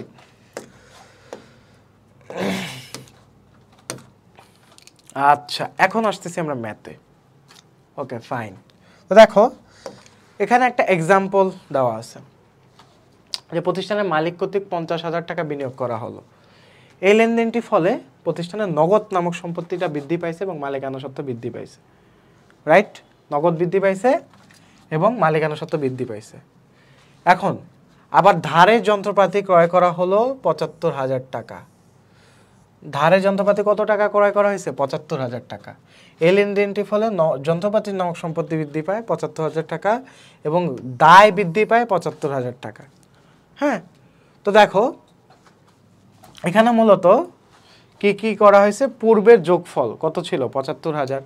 হ্যাঁ, ধারের যন্ত্রপাতি ক্রয় করা হয়েছে 75,000। তো তোমার দায় কত বৃদ্ধি পাইছে? দায় 75,000 টাকা বৃদ্ধি পাইছে। হ্যাঁ, তো টোটাল আমার কত হলো? 1.5 লাখ টাকা। 1.5 লাখ টাকা আমার দুইটা সাইডকে প্রভাবিত করছে। কয়টা সাইডকে প্রভাবিত করছে? দুইটা সাইডকে প্রভাবিত করছে। তো দেখো পূর্বের যোগফল ছিল তোমার 75,000 টাকা। এটা প্রশ্নে দেওয়া থাকবে, এটা তোমার টেনশনের কোনো কারণ নেই। পূর্বের যোগফল 75,000 টাকা ব্যালেন্স দেওয়া থাকবে। তো যন্ত্রপাতি যেহেতু ধারে ক্রয় করা হয়েছে, এটা হচ্ছে তোমার মেইন ঘটনা, মূল ঘটনা। তো যন্ত্রপাতি কি ধারে ক্রয় করা হয়েছে 75,000 টাকা। তো 75,000 দিলা, সরবরাহকারী প্রদ হিসাব 75,000 টাকা বাড়ছে। তো টোটাল 1.5 লাখ টাকা বাড়ছে। তো দুইটা সাইডকে প্রভাবিত করছে না? এখানেও 75, এখানেও 75 এবং যোগফলও পরিবর্তিত হয়েছে। তাই এটাকে আমরা কি বলতে পারি? নেট বা পরিমাণগত পরিবর্তন, যেহেতু দুই দিকের পরিবর্তন। বোঝা গেছে? এই যে দেখো পরিমাণগত বা নিটগত পরিবর্তন। ওকে, এখন দেখো গুণ বা কাঠামোগত পরিবর্তন। এখানে অনেক কমপ্লিকেটেড ভাবে তোমার লাগতে পারে, আমি তোমাকে সহজভাবে নিজের মতো করে বুঝাই দিই। হ্যাঁ, ধরো একটা প্রতিষ্ঠানে সম্পত্তি আছে 50,000 টাকার। হ্যাঁ, তো সম্পত্তি আছে 50,000 টাকার। তো একটা নতুন লেনদেন তোমাকে বলি, যে নতুন একটা ঘটনা ঘটলো, যেখানে হচ্ছে তোমার আরো 20,000 টাকা দিয়ে আমি নতুন একটা যন্ত্রাংশ আমি অ্যাড করছি এই যন্ত্রপাতিতে। তাহলে আমি দেখো সম্পদ সমান সমান দায় প্লাস মালিকানা সত্ত্ব, right? A equal to L plus OE. তো এর এখানে আমার আগের পূর্বের ব্যালেন্স কত? 50,000। এবার কি হচ্ছে? 20,000 টাকা আমার সম্পত্তি যোগ হচ্ছে, সম্পত্তি যোগ হয়ে কত হচ্ছে? 70। আবার 20,000 টাকা মাইনাস যাবেন। কিস থেকে মাইনাস যাবে? নগদ থেকে মাইনাস যাবে। বুঝাচ্ছে? বাদ কত থাকতেছে? 50। যোগফল অপরিবর্তিত থাকতেছে না? যোগফল অপরিবর্তিত থাকতেছে, ঠিক আছে? তো একদিকে হিসাব বিজ্ঞানের মানে হিসাব সমীকরণের এখানে কিন্তু একটা সাইড মাত্র পরিবর্তন হয়েছে। একটা সাইড পরিবর্তন হয়েছে না? দেখো এখানে প্রথমে 20,000 তুমি যোগ করলা, এখানে 20,000 বিয়োগ দিলা। এটা জাস্ট সম্পদের সাইডটা তোমার এফেক্ট ফেলছে। এখানে কিন্তু তোমার দায় আর মালিকানা সত্ত্বতে কোনো এফেক্ট ফেলেনি। তো এখানে যেহেতু দায় আর মালিকানা সত্ত্ব সাইডটাতে তোমার কোনো ধরনের এফেক্ট ফেলেনি, তাই এটাকে একদিকের পরিবর্তন, যেটার নাম হচ্ছে তোমার কি? গুণগত বা কাঠামোগত পরিবর্তন। তাহলে আমি বলছিলাম তোমাদেরকে শুরুতেই যে গুণগত বা কাঠামোগত পরিবর্তন কিন্তু এক সাইডের পরিবর্তন। হ্যাঁ, তো দেখো এখানে মূলত দুইটা বৈশিষ্ট্য আমরা সাম আপ করব। যে পূর্বের যোগফল কত ছিল? 69,000 টাকা। হ্যাঁ, 69,000 টাকা, এটা হচ্ছে তোমার কোশ্চেনে দেওয়া থাকবে, এটা নিয়ে টেনশন করার কারণ নাই। তো যন্ত্রপাতি কত টাকায় অ্যাড হয়েছে? 25,000 টাকায়। যে দেখো নগদের সরঞ্জাম ক্রয় 25,000 টাকা। তো 25,000 টাকা সরঞ্জাম ক্রয় করছে, তো যন্ত্রপাতি 25,000 টাকা অ্যাড হয়েছে, কিন্তু আমার আবার নগদ টাকাও তো 25,000 টাকা চলে গেছে। তো দেখো 25,000 একবার যোগ হচ্ছে, একবার বিয়োগ হচ্ছে। তো তোমার এটা জিরোই থাকতেছে, তো এখানে পূর্বের যোগফলই কিন্তু থাকতেছে, অর্থাৎ যোগফল কিন্তু চেঞ্জ হচ্ছে না, যোগফল কিন্তু অপরিবর্তিত আছে, জিনিসটা মাথায় রেখো। এখানে তোমার গুণগত বা কাঠামোগত পরিবর্তনের অন্যতম একটা বৈশিষ্ট্য হচ্ছে যোগফল অপরিবর্তিত থাকবে এবং একটা পাশ মাত্র একটা সাইড প্রভাবিত করবে, এই দুইটা মেইন বৈশিষ্ট্য, এটা মাথায় থাকলে হবে। আর নিট বা পরিমাণগত পরিবর্তন কিন্তু এটার উল্টাটা, এখানে নিট পরিমাণগত পরিবর্তন হলে কি হবে তোমার, এখানে ধরো ধারে যন্ত্রপাতি ক্রয় করছে, ধরো ধারে যন্ত্রপাতি ক্রয় করছে 5,000 টাকা, তখন ধরো আগের এই সেম উদাহরণটা দেমি করাই, আমার 50,000 টাকা আগের ব্যালেন্স, তাহলে 5,000 টাকা আমার ধারে যন্ত্রপাতি ক্রয় হয়েছে, তো আমার যন্ত্রপাতি হিসাবে 5,000 টাকা বৃদ্ধি পাইছে, আমার তো দায়ও বৃদ্ধি পাইছে, প্রদ হিসাব ডেবিট হয়েছে না, তো দায়ও বৃদ্ধি পাইছে, তো এখানেও 5,000 বাড়লো, বাড়ছে না? তাহলে দেখো এখানে টোটাল যোগফল 55,000 টাকা, এখানে টোটাল যোগফল 5,000 টাকা, বোঝা গেছে? তো এখানে দেখো এখানে কিন্তু দুইটা সাইডই প্রভাবিত হয়েছে, অর্থাৎ সম্পদের সাইডও প্রভাবিত হয়েছে, দায়ের সাইডও প্রভাবিত হয়েছে, তো এই জিনিসটা মাথায় রাখবা। ওকে, আচ্ছা, তো গেল পরিমাণগত পরিবর্তন এবং গুণগত বা কাঠামোগত পরিবর্তন আমরা মোটামুটি দেখলাম। তো এখন আমরা এটার ইমপ্যাক্ট দেখব, যে গুণগত বা কাঠামোগত পরিবর্তন তো আমার হলো, তো এটার কারণে আমার মূলত কি হয়েছে, এটার ইমপ্যাক্টগুলো কি কি। হিসাব সমীকরণে যে কোনো এক পাশকে প্রভাবিত করছে, গুণগত বা কাঠামোগত পরিবর্তনে এক পাশকে প্রভাবিত করছে এবং সমপরিমাণ টাকা হ্রাস বৃদ্ধি করছে। কি হয়েছে? সমপরিমাণ টাকা হ্রাস হয়েছে, সমপরিমাণ টাকার বৃদ্ধি হয়েছে, যেটা তোমার নিট বা পরিমাণগত পরিবর্তনে ছিল না। হ্যাঁ, নিট বা পরিমাণগত পরিবর্তনে এটা ছিল না। আচ্ছা সরি, ওখানে আমার একটা জিনিস মিস্টেক হয়েছে, তোমাদেরকে যে উদাহরণ দেখাইছিলাম, আচ্ছা এটা তো মনে চলে গেছে উদাহরণটা। তো এখানে বলছিলাম যে 50,000 টাকা এখানে সম্পদের পাশে আছে, তো সম্পদের পাশে থাকলে তো এখানে তোমার মূলধনও বৃদ্ধি পাবে।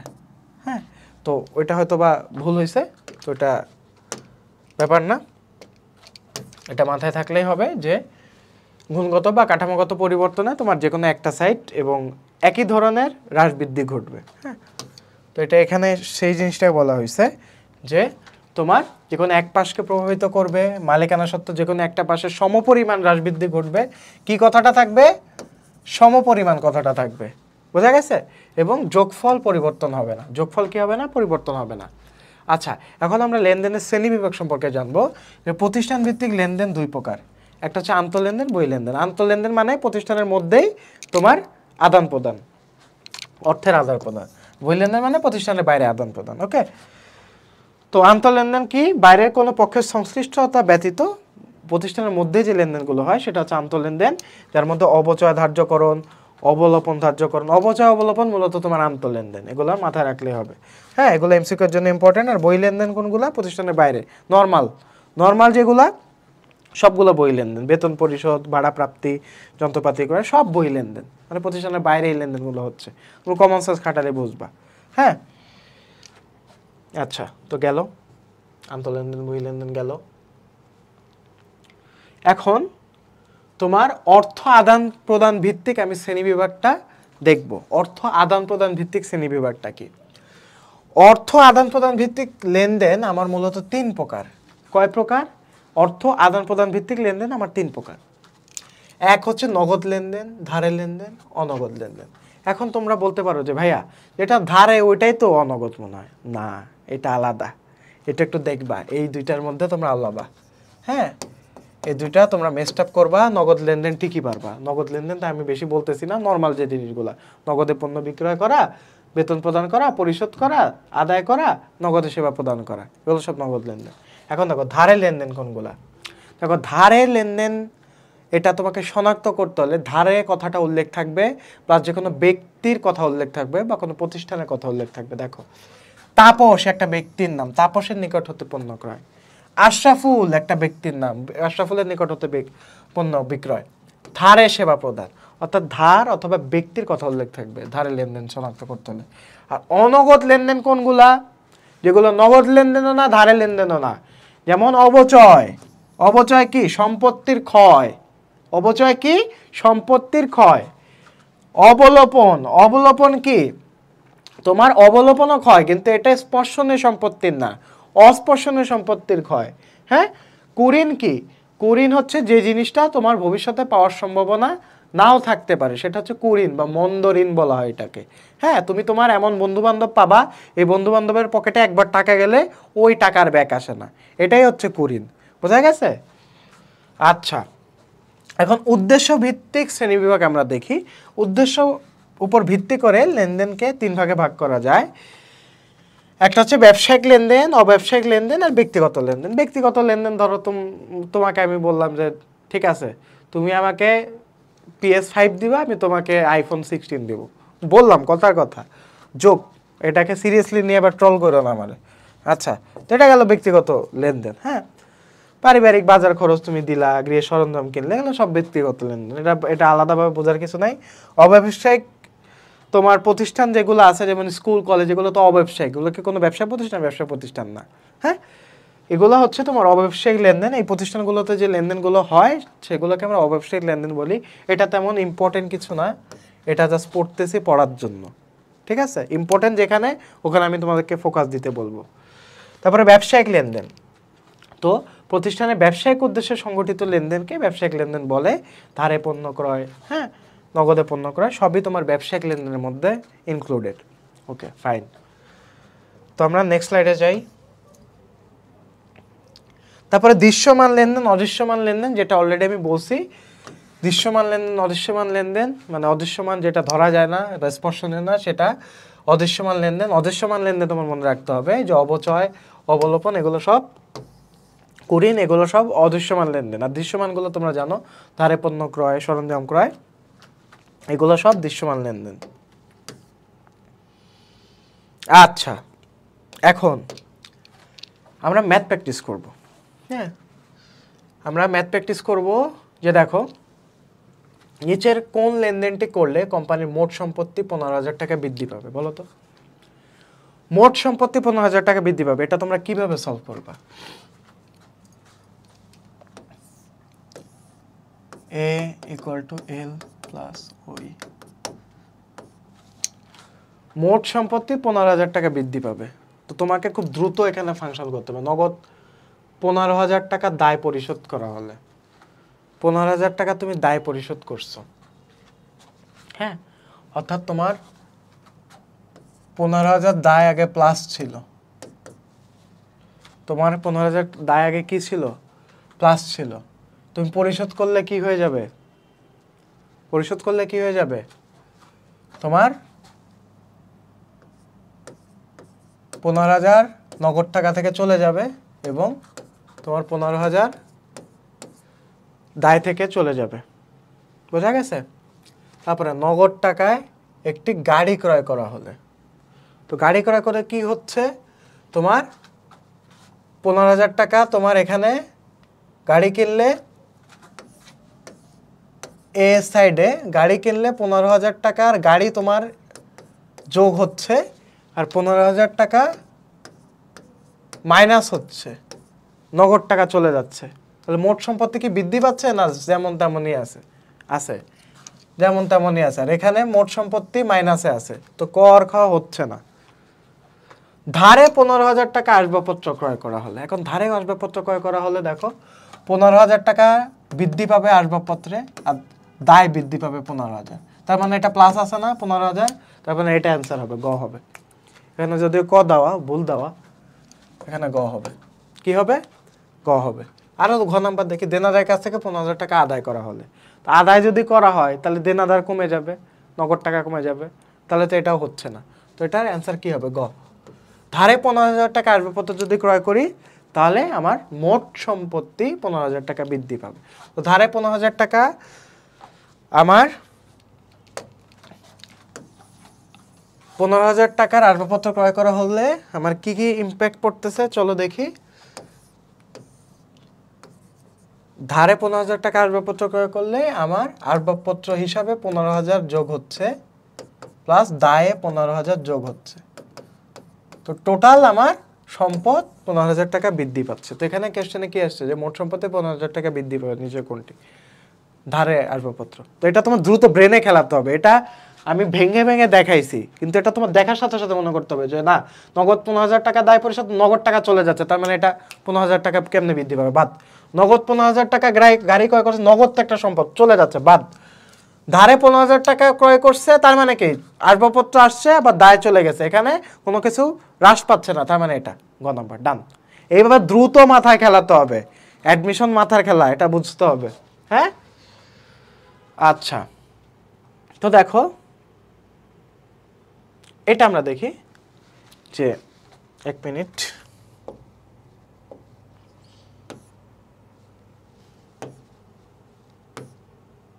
ওকে ফাইন, কই গেল? আচ্ছা, তো আমরা এটা সলভ করছি 15,000 টাকা কিভাবে বৃদ্ধি পাবে। তারপর আসি, বছরের শুরুতে এই ট্রেডার্সের সম্পদ ছিল 10 লাখ টাকা এবং দায় ছিল 5 লাখ টাকা। তাহলে তুমি একটা ছক করো, ছক করে এখানে 10 লাখ লেখো,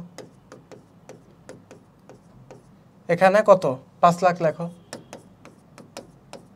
হ্যাঁ, এগুলো কিন্তু সব তোমার মাথায় খেলাতে হবে, কিন্তু এখানে ক্যালকুলেটরও তুমি ইউজ করতে পারবে না, সো খুব সাবধান। সারা বছরের সম্পদ বৃদ্ধি পায় 2 লাখ টাকা, তার মানে বৃদ্ধি পাইছে 2 লাখ, 12 লাখ হয়েছে, এবং দায় হ্রাস পায় 1.5 লাখ টাকা। হ্যাঁ, এখানে দায় 1.5 লাখ মাইনাস খাইছে। ওকে, উক্ত বছরে আয় 20 লাখ টাকা, ব্যয় 12 লাখ টাকা, উত্তোলন 3 লাখ টাকা। বছর শেষে নিট সম্পদের পরিমাণ কত হবে? কি চাইছে? নিট সম্পদের পরিমাণ। আয় ব্যয় উত্তোলন কিসের উপাদান? আয় ব্যয় উত্তোলন কিসের উপাদান? মালিকানা সত্ত্বের উপাদান। এখানে চাইছে কি? নিট সম্পদ। কি চাইছে? নিট সম্পদ। বোঝা গেছে? তো এখানে নরমালি দেখো, তোমার এখানে তোমার 5 লাখ থেকে 1.5 লাখ গেলে কত থাকে? 3.5 লাখ। 5 লাখ থেকে 1.5 লাখ গেলে 3,50,000 থাকে। 3,50,000 থাকে তো। আর এখানে উক্ত বছর আয় 20 লাখ টাকা, ব্যয় 12 লাখ টাকা। তাহলে ব্যয়টা বাদ যাবে, আমরা জানি ব্যয় মালিকানা সত্ত্ব থেকে বাদ যায়। তো এখানে 8 লাখ টাকা থাকতেছে আয়, হ্যাঁ, এবং উত্তোলন 3 লাখ টাকা, উত্তোলনও বাদ যাবে। 8 লাখ থেকে 3 লাখ বাদ গেলে কত থাকে? 5 লাখ থাকে। তো 5 লাখটা থাকে তোমার মালিকানা সত্ত্ব। কি থাকতেছে? মালিকানা সত্ত্ব। তো দায় এখানে আমরা 3,50,000 পাচ্ছি, মালিকানা সত্ত্ব পাচ্ছি কত? 8 লাখ থেকে 3 লাখ গেলে 5 লাখ থাকতেছে, তাই তো? 5 লাখ, 5 লাখ। তাহলে 5 লাখ আর 3 লাখ কত? 8,50,000। 8,50,000 হচ্ছে দায় ও মালিকানা সত্ত্ব। আমরা জানি সম্পদ সবসময় দায় ও মালিকানা সত্ত্ব সমান হয়। তো 8,50,000 এখানে আমার টোটাল মালিকানা সত্ত্ব আসতেছে, দায় ও মালিকানা সত্ত্ব আসতেছে। আর এখানে কত? আচ্ছা, তো এখানে 5 লাখ আর এখানে হচ্ছে তোমার 5 লাখ ছিল দায়। তো দায় হ্রাস পায় কত? 1.5 লাখ টাকা। তাহলে আমার 3.5 লাখ টাকা দায় থাকতেছে, 3.5 লাখ টাকা আমার দায় থাকতেছে। এবং উক্ত বছর আয় 20 লক্ষ টাকা। তো 20 লক্ষ টাকা থেকে 12 লক্ষ টাকা বাদ দিলে আমার 8 লক্ষ টাকা থাকতেছে, এবং 8 লক্ষ টাকা থেকে 3 লক্ষ টাকা বাদ দিলে আমার 5 লক্ষ টাকা থাকতেছে। তো আমার এখানে 5 লক্ষ টাকা হচ্ছে মালিকানা সত্ত্ব। তাহলে আমার টোটাল কত থাকতেছে? যে 5 লাখ আর এখানে 8 লাখ, 8,50,000। 8,50,000 হচ্ছে আমার দায় ও মালিকানা সত্ত্ব থাকতেছে। হ্যাঁ, আর সম্পদ কত থাকতেছে তোমার? 10 লাখ আর এখানে কত? তোমার 2 লাখ, 12 লাখ, 12 লাখ। তাহলে দেখো আমার কিন্তু সম্পদ, দায়, মালিকানা সত্ত্ব দুটো কিন্তু ম্যাচ করতেছে না। বোঝা গেছে? তো ম্যাচ যেহেতু করতেছে না, তার মানে এখানে দুইটার মধ্যে আমার একটা গ্যাপ আছে। কত টাকার গ্যাপ আছে? তোমার 12, 8, 9, 10, 11, 12, 4, 3.5 লাখ টাকার আমার একটা গ্যাপ আছে। 3.5 লাখ টাকা গ্যাপ কেন হয়েছে? কারণ এখানে আমার আয়, ব্যয় এবং উত্তোলনের অর্থাৎ মালিকানা সত্ত্বের উপাদান ছিল, কিন্তু অন্য কোনো উপাদান ছিল না। তাহলে আমরা যেহেতু মালিকানা সত্ত্ব সহ যোগ করে পাইছি 8,50,000 টাকা, তাহলে আমরা যেহেতু জানি যে সম্পদ, দায় ও মালিকানা সত্ত্ব সবসময় সমান হবে, তাই আমার অ্যান্সার হবে 8,50,000 টাকা সম্পদের পরিমাণ। কারণ আমরা কি জানি যে সব সময় সম্পদ তোমার মালিকানা সত্ত্বের সমান হয়। তো এই জিনিসটা মাথায় রাখবে। এখানে কিন্তু সম্পদ এখানে 12 লাখ দিয়ে রাখছে, এখানে অপশনে তোমার 12 লাখ নাই। খেলাটা হয়েছে কোন জায়গায়? খেলাটা হয়েছে তোমার এই জায়গায়। এখানে 3,50,000 ছিল দায়, দায় তুমি বের করছো, তারপর তুমি মালিকানা সত্ত্ব বের করছো। এখানে তোমার 8 লাখ, 5 আর 3 8,50,000, 8,50,000 হচ্ছে তোমার দায় ও মালিকানা সত্ত্বের মোট পরিমাণ। তো আমরা জানি মোট সম্পদের পরিমাণ দায় ও মালিকানা সত্ত্বের পরিমাণের সমান হবে, তারপর 8,50,000 টাকা। বোঝা গেছে? এইভাবে কিন্তু অ্যাডমিশনে তোমার আটকায় দিবে। তুমি এখানে 12 লাখ ইয়া করে বসে আছো, ওখানে 12 লাখ নাই অপশনে। ওকে, তারপরে দেখো 2020 সালে কোম্পানির 70 হ্যাঁ 2020 সালে কোম্পানির 70,000 টাকা কমেছে সম্পত্তি। কি কমছে? সম্পত্তি A = L+O, তাই তো? কত কমছে? 70,000 টাকা। 70,000 টাকা এখানে মাইনাস, 70,000 টাকা কি হয়েছে? মাইনাস হয়েছে। এবং দায় 1 লক্ষ টাকা বাড়ছে, 1 লক্ষ টাকা প্লাস হয়েছে। বলে মালিকানা সত্ত্ব কত? একটা জিনিস মাথায় রাখো যে তুমি এখানে একটা অ্যামাউন্ট কল্পনা করো, নাহলে তোমার এই জিনিসটা ধরতে অসুবিধা হবে। দেখো A = L+O, তাই তো? এখানে ধরো সম্পদ ছিল 1 লাখ টাকা, 1 লাখ টাকা সম্পদ 1 লক্ষ টাকা ছিল, এবং দায় ও মালিকানা সত্ত্ব মোট 1 লক্ষ টাকা ছিল। হ্যাঁ, এখন সম্পদ 70,000 টাকা কমছে, তাহলে সম্পদে কত থাকতেছে? 30,000 টাকা। এবং তোমার দায় ও মালিকানা সত্ত্ব কি হয়েছে? তোমার দায় ও মালিকানা সত্ত্ব তোমার 1 লক্ষ টাকা বাড়ছে, 1 লক্ষ টাকা আরও বাড়ছে। তো দেখো তোমার দায় ও মালিকানা সত্ত্ব এখানে 2 লাখ হয়ে যাচ্ছে, 2 লাখ হয়ে যাচ্ছে। আর এখানে তোমার 30,000 যেহেতু কমছে, সরি 70,000 যেহেতু কমছে, 70,000 কমছে, তাহলে 70,000 কমলে তোমার থাকতেছে 30,000 টাকা, তাই তো? তো 70,000 কমলে 30,000 টাকা থাকতেছে। আর এখানে তোমার 1 লক্ষ টাকা বাড়লে, 1 লক্ষ টাকা বাড়লে তোমার 2 লাখ টাকা হচ্ছে, 2 লাখ টাকা হচ্ছে। তো আমার টোটাল কত টাকা বাড়তেছে কমতেছে? তো এখানে মনে রাখবা যে এখানে যদি মাইনাস সাইন থাকে আর এখানে যদি প্লাস সাইন থাকে, বিপরীত চিহ্ন, দুইটা কি বিপরীত চিহ্ন, বিপরীত চিহ্ন না? তাহলে এখানে বলছে মালিকানা সত্ত্ব কত টাকা বাড়ছে বা কমছে। তো বিপরীত চিহ্ন থাকলে তোমার কি করবা? বিপরীত চিহ্ন থাকলে তোমার প্লাস মাইনাসে কি মাইনাস, মাইনাস হবে। তো 1 লক্ষ থেকে তোমার 1 লক্ষ থেকে তোমার যদি 70,000 বিয়োগ দাও, 1 লক্ষ থেকে 70,000 বিয়োগ দিলে তোমার 30,000 থাকবে, 30,000 থাকবে এখানে ব্যালেন্স। এবং 1 লক্ষ থেকে 1 লক্ষ যোগ দিলে তোমার 2 লক্ষ টাকা থাকবে। হ্যাঁ, তাহলে 2 লক্ষ থেকে তুমি 30,000 যদি বাদ দাও 1,70,000 টাকা থাকবে। তাহলে কি মালিকানা সত্ত্ব কি? 2 লক্ষ থেকে 30,000 বাদ দিলে 1,70,000 টাকা থাকবে না? হ্যাঁ, তার মানে কি এখানে তোমার 30,000 আর এখানে 2 লাখ। তো 2 লক্ষ থেকে তোমার 30,000 বাদ দাও, বাদ দিলে এখানে বাড়বে না 1,70,000। তো এখানে অ্যান্সার হবে 1,70,000 টাকা বেড়েছে। এই অনেক কমপ্লিকেটেড লাগতেছে, কিন্তু আস্তে আস্তে ইজি হয়ে যাবে। তোমাদেরকে যেহেতু ভেঙে বোঝাইতেছি তাই তোমাদেরকে প্রসেস করতে সময় লাগছে। দেখো, তো একটা কোম্পানির 70,000 টাকা কমছে, তো কোম্পানির সম্পত্তি 70,000 টাকা কমছে। তো 70,000 টাকা কমছে, আগে ধরো 1 লাখ ছিল, তো 70,000 টাকা কমলে থাকে কত? 30,000। হ্যাঁ, এখানে তো 70,000 কমছে। হ্যাঁ, আবার 1 লাখ টাকা এখানে বাড়ছে। তো বাড়ার ফলে কি হয়েছে? তোমার এখানে 2 লাখ হয়েছে, এখানে 30,000 হয়েছে। তো 2 লাখ থেকে 30,000 বাদ দিলে কত থাকে? 1,70,000। তো এখানে বাড়ছে না, এই সাইডটা বড় না তাই বাড়ছে। বোঝা গেছে? এই সাইডটা যদি ছোট হতো তাহলে কমতো। ওকে, তো এই জিনিসটা মাথায় রাখবা।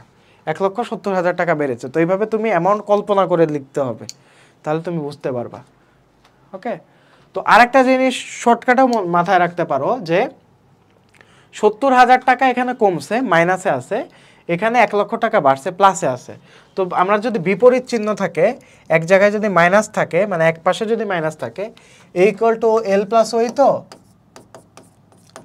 যে কোনো একদিকে যদি মাইনাস থাকে আর একদিকে যদি প্লাস থাকে, তাহলে মূলত তোমার এখানে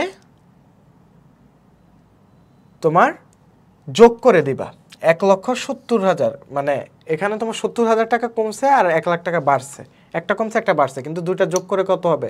1,70,000। তো 1,70,000 টাকা তোমার বাড়ছে, এটা তুমি দিয়ে দিবা। ওকে, এটা একদম শর্টকাট, যদিও সবসময় খাটে না। এটাই হচ্ছে মূলত তোমার অ্যাকচুয়াল পদ্ধতি। তারপরে দেখো, আলিফ কোম্পানি 10,000 টাকা অফিস আসবাবপত্র স্বল্পমেয়াদী অঙ্গীকারপত্র ইস্যুর মাধ্যমে ক্রয় করেছে। কিসের মাধ্যমে? অফিস আসবাবপত্র ক্রয় করেছে স্বল্পমেয়াদী অঙ্গীকারপত্র ইস্যুর মাধ্যমে। হিসাব সমীকরণে কি প্রভাব পড়বে? কি ক্রয় করছে? অফিস আসবাবপত্র ক্রয় করছে। তো অফিস আসবাবপত্র ক্রয় করলে তোমার কি বৃদ্ধি পায়? সম্পদ বৃদ্ধি পায়। সম্পদ বৃদ্ধি পায়। এখন সম্পদ বৃদ্ধি কোথায় আছে? সম্পদ বৃদ্ধি এখানেও আছে, এখানেও আছে। হ্যাঁ, এখানে সম্পদ হ্রাস আছে, এটা বাদ। সম্পদ ও দায় উভয় হ্রাস, এটাও বাদ। তো ক গ এর মধ্যে যে কোনো একটা অ্যান্সার হবে, আমরা বুঝতে পারতেছি। তো এখানে কিসের মাধ্যমে? স্বল্পমেয়াদী অঙ্গীকারপত্র ইস্যুর মাধ্যমে। তার মানে এটা দায়ে, মানে ধারে ক্রয় করছে। বোঝা গেছে? এটা একটু অন্যভাবে লিখছে, স্বল্পমেয়াদী অঙ্গীকারপত্র ইস্যুর মাধ্যমে। তোমার মনে হচ্ছে এটা কি নাকি? এটা কিছুই না, এটা ধারে ক্রয় করছে। ধারে ক্রয় করলে কি? সম্পদ ও দায় বৃদ্ধি পাবে। তো এটার অ্যান্সার হবে কি তোমার? গ। এটার অ্যান্সার কি হবে? গ। মনে থাকবে? ওকে, ফাইন।